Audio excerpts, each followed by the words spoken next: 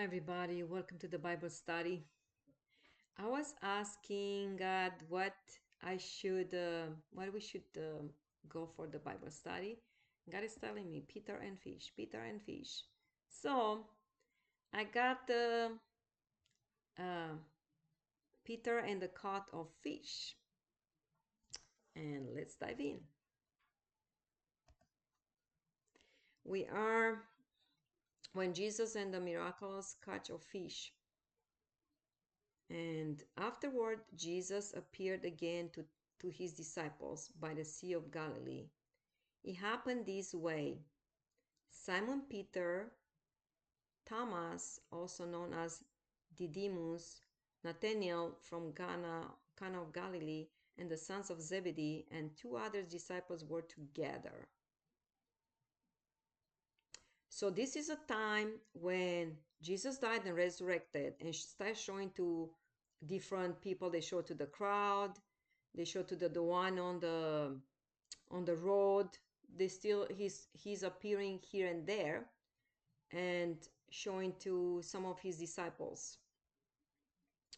So Peter and some others, Peter says that, so they're like two other disciples were together. So they were together and they were pretty much, most of them, they got kind of scattered um, all away. And Jesus is trying to get them together. And Peter says, so Peter, what he knew fishing. That was his job before. He was in the business of fishing. He was a fisherman. That was before he met Jesus. And now he's going back there. But Jesus knows there's more on his destiny than just being a fisherman. And as soon as the enemy finds what was on his destiny, he's trying to wipe him off. That he will not go that direction, that will go back where he was and just be a regular man fishing. And exactly what he does, he was humiliated. He had like lots of time that he was thinking what he did when he betrayed Jesus. And he said, I'm going out to fish. And Simon Peter told them, and they say, well, we'll go with you. Let's make some money and let's go back in the business of fishing. And I'm pretty sure that Peter was so down, maybe even so depressed. He runs out of money. With Jesus, he had everything that he needed. But all of a sudden, he has nothing. How he's going to feed his family, what he's going to do from now on. So they all went in the boat. They went out and got in the boat. But somebody say that night, they caught nothing. That night, they caught nothing. So they go and then they know there is fish in there. There is. The Sea of Galilee, it can be empty. There is fish. But because they were beaten so hard and placed so much down, and the enemy was accessing and was able to steal everything that Jesus would give it to them, everything, just like that, money, you name it, even like health, they can, anything. He didn't know exactly who he was anymore, when what he's supposed to do. Like he was disoriented, I would say. Didn't know what would be next. And that night they caught nothing. Just remember those words. Now we'll go back in Matthew 26, verses 36 and 41, and gets men what happened. Why that night, like why their business will not go? It's pretty much is down to the ground. There's nothing, no money coming in, nothing. So why it happened. And we'll go back in, verse 36. Jesus went with his disciples to a place called Gethsemane, and he said to them, sit, I highlighted the one that we're supposed to pay attention with. He went with his disciples, right? And said, sit here while I go over there and pray. And not just that, he took Peter and two sons of Zebedee along with him. So he always takes Peter with him. Even on the Mount of Transfiguration, he took Peter with him this time as well, and the sons of Zebedee along with him, and he began to be sorrowful and troubled. So he had that.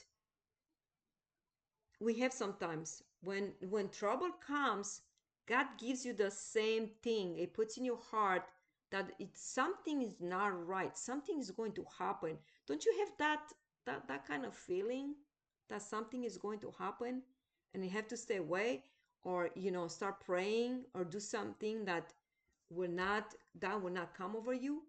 And usually we'll pray,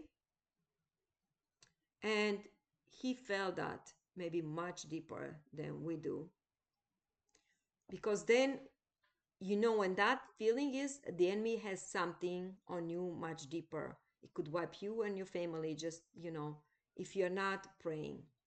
Then he said to them, verse 38, my soul is overwhelmed with sorrow to the point of death. Stay here and keep watching and keep watch with me. So Peter, so the other ones, they were like uh, they told them to stay there and pray, but they got Peter and then the other two, the sons of Zebedee, and wanna stay with Jesus, stay here and keep watch with me.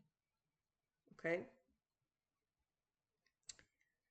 Verse 39, going a little further, he fell with his face to the ground and prayed, my Father, if it is possible, may this cup be taken from me, yet not as I will, but as you will. It was just so much of the deepness in his heart. And so they're supposed to watch with Jesus, right? And pray. And look what happened.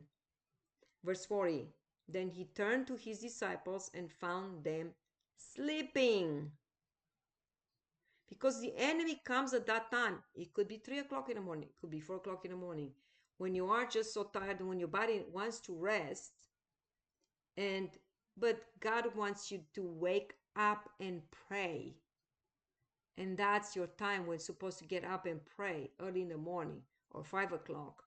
And your body wants just to rest. And not just that, it's like somebody's pulling you much stronger into that sleepiness. And it's hard to arouse and start praying. Sometimes I have to find that situation that as soon as I start talking and praying, I'm fully awake. And look what Jesus said. Couldn't you men keep watch with me for 1 hour? That's what he's asking.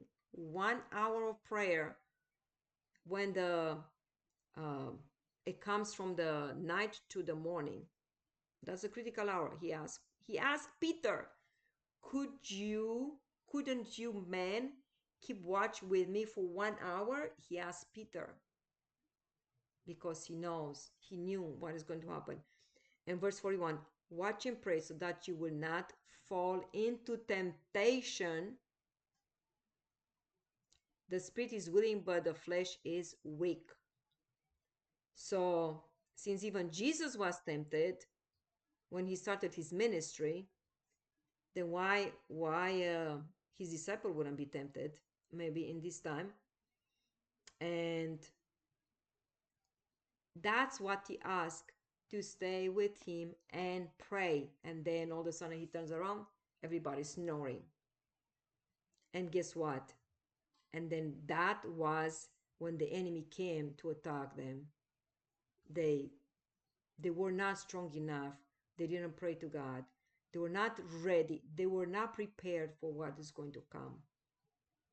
And that ended up getting Peter back because he didn't know what else to do after. Disorientation, I would say. We are back to the where the are with the fish, right? Early in the morning, Jesus stood on the shore, but the disciples did not realize that it was Jesus. Early in the morning, so they were with the nets whole night. That time, it says, um, let me go back. That night, they got nothing. So early in the morning, Jesus stood on the shore, but the disciple did not realize that it was Jesus. He called out to them, "Friends, haven't you any fish?" "No," they answered. They didn't have. They did wrong. They didn't say prayer. They didn't listen what Jesus was saying. It's not like their mom, their dad, their wives, whenever. Jesus. So Jesus is telling us to stay and pray at that time in the night, to stay and pray and watch 1 hour and pray, keep praying. You don't let your eyes to sleep and rest when is the time to pray. And what do you think when he's asking, "Friends, haven't you any fish?" Jesus knew there were nothing because the enemy wiped them. So when enemy came, they got into their destiny. They tried to wipe them off, get them away from their destiny. Money wise, got them all that. They got pretty much, they stole everything. So when you open a door to the enemy, it gets in and takes everything what you had. Peace, business, you name it, everything, destiny, or whenever it's on God put on your life. And so they had nothing, and Jesus knew it. Jesus actually came to reinstate Peter back, that he would go and preach, and he was the one who started the first church. Verse 6, Jesus said, "Throw your net on the right side of the boat, and you will find some." Some, I think, is more than that. When Jesus blesses you, your boat will be filled up with everything that you need. When they did, they were unable to haul the net in because of the large number of fish. They caught lots of them. And then I know sometimes the fishermen, they stay and they wash those nets, and then it's like the little ones like go back in the ocean and grow, get bigger. Or maybe other things. I'm not sure in that time. Well, Jewish you wouldn't eat like crabs and all that, like crabs out. Um, like other things that got caught there, out. And sometimes it will be like big ones. Yeah, we make business with those. And but this got a large number of fish. Then this time by themselves without God's help, without Jesus' help, got zero. Their business did not work. This is very important to understand. If you go into a business or any kind, well, this was Peter's business. If you go into a business, any kind, you better take Jesus with you, because you cannot function without Jesus. This is just an example. You can go. You have to go and pray and go with Jesus every day. Verse 6, he said, "Throw your net on the right side." Okay, so we got that. And why is on the right side? Because they could put it on the left side, right? But the instructions, you got to follow instructions. When Jesus says, throw the net on the right side, you better do it on the right side. And what is just a boat like is wouldn't be like if they throw on the left side, wouldn't be the same thing. Maybe not. Not when Jesus gives you instructions. Jesus gives you specific instructions. Throw it on the right side of the boat. That's how they caught a large number of fish. Verse 7. Then the disciple whom Jesus loved said to Peter, "It is the Lord." And this was John, whom Jesus loved. Jesus loved all of them, but it's what they say, like John was loved by Jesus. Jesus loved them all. It is the Lord.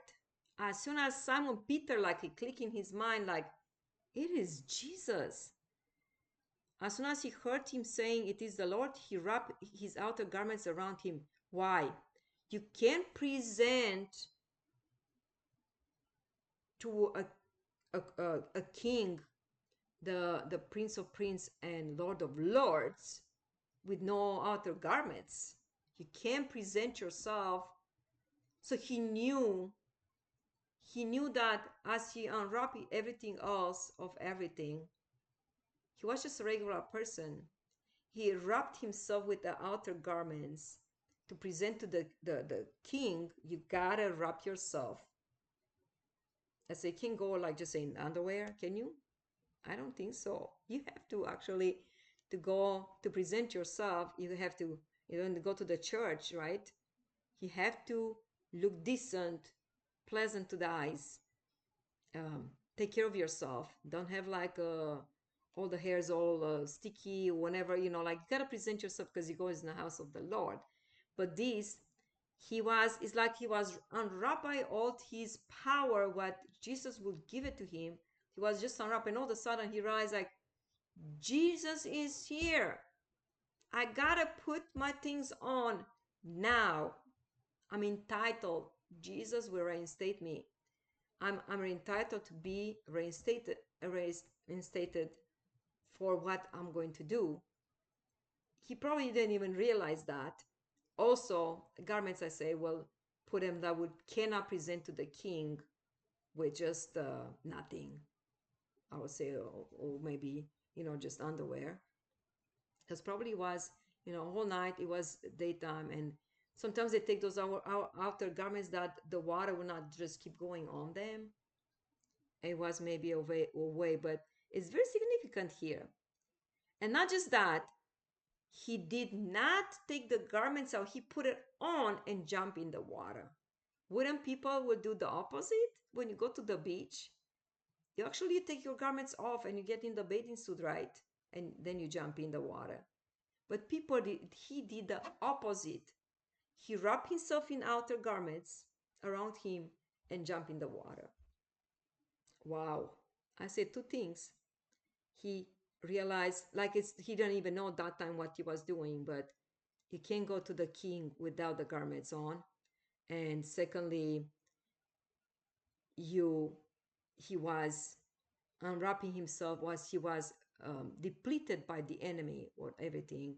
Now he's getting back. It's like, Jesus is here, I'm back to everything. The other disciples followed in the boat, towing the net full of fish, for they were not far from the shore, about 100 yards. Now, the other one I highlighted because this is another one important. When they landed, they saw a fire of burning coals. Burning coals, it's in the Bible when the angels get the burning coals and touches, I think it was Joshua's. It says, it's a prophet. Can't remember who. Could be the prophet Jeremiah. And touches the lips. It says, I'm a man. Wow, I'm a man with the dirty lips, and I saw the Lord.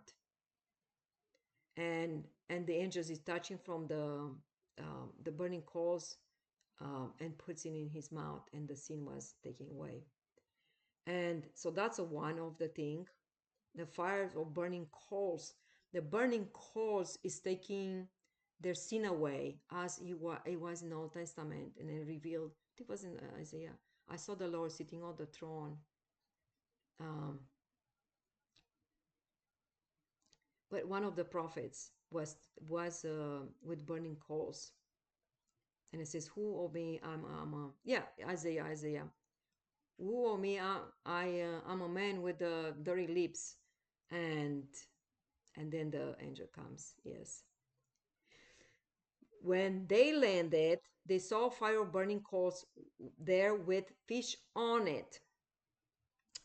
So Jesus, he gives you, he gives you the fish. Okay. It was already prepared for them and some bread. Jesus will not never go without bread. And always break the bread. Always, whenever he meets them, he always have bread. And I say, is significant this fire of burning coals? It's significant because it's taking away their sin. And fish, food, and bread, like nourishment for what is going to happen, you need it. Next, it's very important that passage what I highlight. Verse 10, Jesus said to them, bring some of the fish you have just caught. Why I highlighted this? Because when remember when Elijah went and was fed by the widow. First he said, bring what you have left, because she said, I'm just going to make from the flour and oil what I have, making for me and my son. That will be the last meal and we're going to die. And it wasn't so, because he said, bring first to me. And Jesus said the same thing. Bring some of the fish you just have caught. Why? It's he wanna bless it. He wanna bless it. He wanna bless them. He wanna have. So first, so we learn something before to do anything else. If we wanna be blessed, first bring some from your what you earn, what you did. Even though Jesus helped um, getting the fish because they listen, even though they want them to bring for what they got. It's a blessing. You bring it the first what you have. Like if you start your first business and your first what you get, give it to the Lord. Bring your own, bring it out, because it's how God is going to bless your everything else, your business, everything else will be like with no problem. The enemy wants the first. It's called the first fruits. The enemy wants it, and if it gets a hold on it, that's it. But Jesus says, bring some of the fish you have just caught. It's not like he did not have enough. He wanted them to come and bring it that would be blessed. So Simon Peter climbed back into the boat and dragged the net ashore. It was full of large fish, 153. But even though so many were with so many, the net was not torn. If you say large fish, 153, well, it didn't count the small ones, and even probably they didn't even eat. Maybe the small ones they just let them go back. The thing is, if you can't just say, I'm not sure. Like it would say, just say they had, or maybe this time, like I don't know, like a big fish. Let's say salmon. They have like good fish, like salmon. I'm not sure if they had it down there, but I'm just saying, like, if there's like salmon, like $20 each, sometimes you buy maybe half of it, not even half, a portion of it, a little piece, maybe $20. But just saying that time might be $20 each. You were like 3,000, like just like that. 3,000 in that time was lots of money. Probably they have like in the pennies, maybe pay the rent, maybe 1 penny per month. Who knows? I'm just saying, like, it was a lots of money what they got. And Jesus, verse 12, Jesus said to them, "Come and have breakfast." None of the disciples dare ask him, "Who are you?" Breakfast will be fish and bread. Wow. Because why? Because they were starved. The enemy starved them to death. They were starving all the ways, spiritually, you name it, emotionally, mentally, physically. They were starved. They need to be nourished and need to bring some of the what it just caught, they need to bring it in order to be blessed. Not just what Jesus gives you. He already had it on the shore. Jesus gives you. He wants to bless yours. That makes sense? It makes sense at all. Makes sense, big sense. Jesus came, took the bread, and gave it to them, and did the same with the fish. This was now the third time Jesus appeared to his disciples after he was raised from the dead. And Jesus came, took the bread, and gave it to them, and did the same with the fish. And he said, excuse me, remember when I said that night did not caught, did not get any, did not catch any fish. That night forever was erased. After that, not just not caught any fish, he was a fisherman, I would say, of people. He was getting all these people to save their souls. He was in the largest business than ever, in the largest ministry ever. He always was, everything was pouring in.